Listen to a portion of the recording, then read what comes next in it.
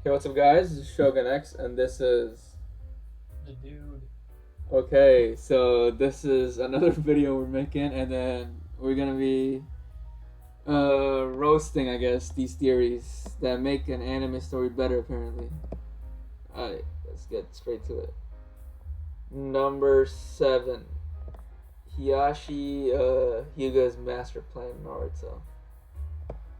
Alright, so what does it say? Orchestrated the relationship between Naruto and Hinata from the get go, from having a child just around the time Shino was also pregnant. To get to share valuable time. His master plan succeeded in that. So his plan was basically making them marry each other. I mean, I guess. Wait, was this for Hinata or That's yeah, Hinata and Naruto. why does he want them to get married? I guess stronger genes. I don't know, because I think that's what the Hyuga clan cares about. I think Neji also cares about keeping it in How the did he? family. How It's did he not much make of a his? theory. How did he make his daughter fall in love though? Like we just see. Oh, he plans to have Hinata at the same time Kushina plans to have Naruto. I mean, yeah, I What kind guess of that. theory is this, man? This is starting the list with a fucking terrible theory. Like, who does anyone actually care about this? This is the first time I've heard of it. Yeah, no one cares. We got something relatively more interesting, I guess. Boris was sent on Earth to die. Huh. What does this theory says? Okay. Boris is one of the more notable villains in One Punch Man, who is actually powerful enough to withstand a single blow from this powerful hero. When he reached Earth, Boros said that the seer guided him towards the realm to conquer himself. It's pretty plausible that this intergalactic seer just wants to get rid of Boros for his unpredictable nature. I mean, Or that would be an interesting storyline just to hear more about that. But like we never see more basis for that. Like there's so many psychics in One Punch Man. Like we saw like in season 1, like how this one psychic was like, oh my god, there's a big danger and all that, and she just dies. Like she could have said like, oh yeah, she should have been this one should have been able to die, but like we don't see much about who Boros is honestly. yeah, I do agree. For me, he was just like a. For me, he was literally like just made to flex Saitama's power, man. Like just to end season 1 off with a bang. I don't know. Yeah. Alright. Number 5, probably my favorite theory so far. I mean, there's not Yeah, been. Yeah. Light becomes a no, Shinigami. We don't need to read this because we've seen like a bunch of stuff on this. I think there's like an OVA episode released, and I think I saw a YouTube clip where Shinigami, it kind of looked like Light.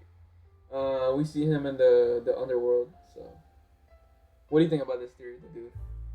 I find it very interesting, and I hope they develop on it, but they probably never will because they want Light to lose. Yeah, there. Yeah, I think I've said this in videos in the past. The author of the manga, he also wrote a one shot where even though the protagonist does everything well, right? Like he doesn't harm anyone. The author basically just wants anyone that any he basically just wants any human that uses the Death Note to just die in the end. You know. Why becomes a Shinigami? Honestly, I would prefer this ending because he kind of did want to be become a god, and so he could become a god of the underworld. Death Note is amazing anime. Check it out if you haven't. Okay, this theory is still it's kind of crazy to me. Like I have no idea about this one. The dude, you just It, take over. it's been a while since I've seen the movie, honestly, so I couldn't say for sure, but like I guess there was some commentary about workers or child labor. Like, since we see Sheena, the main girl for working for stuff, but I'm not sure 100% that's like the main thing. I see. Okay. Um, Ash is actually in a coma. Pokemon. That'll explain why he's 10 for so many years. It does explain that. Also, I guess he got a coma because Pikachu shocked him, right? Ash never ages, regardless of how many years. Fans, efforts, and reason Ash has never been a coma. He is constantly imagining all these new adventures. This is like such a sad theory, honestly. This removing fan theory that Son of Death. Yeah, why would he imagine it like dreaming? Like, why would he be losing if this was all just a dream? That is probably one of the best counterclaims to this theory. Also, the reason he's 10, there's another theory about this one, and that's the theory that I support. You know when he sees the legendary Pokemon Ho-Oh? Yep. He wishes that he could keep going on as many adventures as he can, right? I think after he saw the bird, his wish basically came true by him staying 10, I guess, forever. So he could like constantly go on more adventures. That's my theory. I think that's why he doesn't age. Because they're legendary, yeah.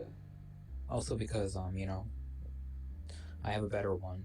Oh yeah, I know where you're going with this. Yeah, go ahead. Right. They need to keep making more money. They want to keep making more money. They keep him young, Simpson style. Yeah, yeah, that's a good theory. Probably the truest one. Okay. Also, didn't he like recently win? So good for Ash, And it was such a good moment, I think when the final battle, I think it was he used Pikachu, and then they started playing like the opening song of like I want to be the very best. That was so nice. Pokemon, like most people don't even see this as an anime, but it's one of the old ones, one of the OG ones. Infinite Tsukiyomi. This is a cult classic almost. Not cult, Naruto classic almost. You know about this one? No, I really don't care for this one, honestly. It just sounds so. You don't like Naruto, just like the modern stuff, right? Or like after?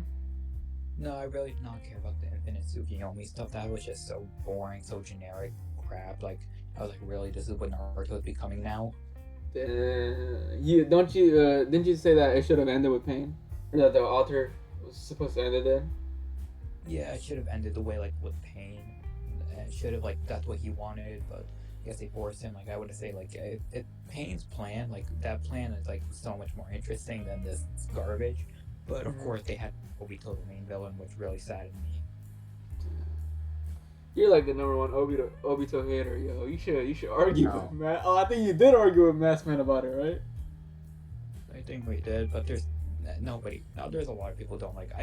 Obito, like his plan is just generic dribble, like I really don't care about. But like when he had the mask on, like as Toby, like that, I found it a lot more interesting. Mm-hmm. With the mask, I just did not care about him at all. He's just a loser. They should have just kept Pain and Madara as main villains.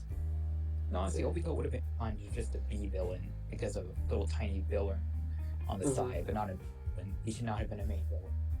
I see. Also, this theory is good for all the Boruto haters, because this basically says that Boruto is just a lie. True. Yeah. This theory kind of... the only reason I support it is because it saves us from Boruto. What is this theory? Number one. Jesus was a Stain user. I think you gotta be a JoJo, right? To be a Stain user or something. And then Jesus' dad, isn't it Joseph? That's what his name is? So Joe, it kind of makes sense. Okay, Jesus was a Stain user who thwarted the Pillarmen. What the hell is this, bro? Okay, let's get into this one. One popular theory floating in the JoJo fanbase is that Jesus was actually a Stain user who fought the Pillarmen. Since he what is this? Okay, since his might was too much for the Pillarmen to bear, they went into a hibernation until the events of Battle Tendency, where their destruction was unleashed upon the world again. I love JoJo's and everything, but it's not the best theory, guys. Come on, we could do better. Right? Alright, so yeah, that's the video, guys. Make sure to like and subscribe.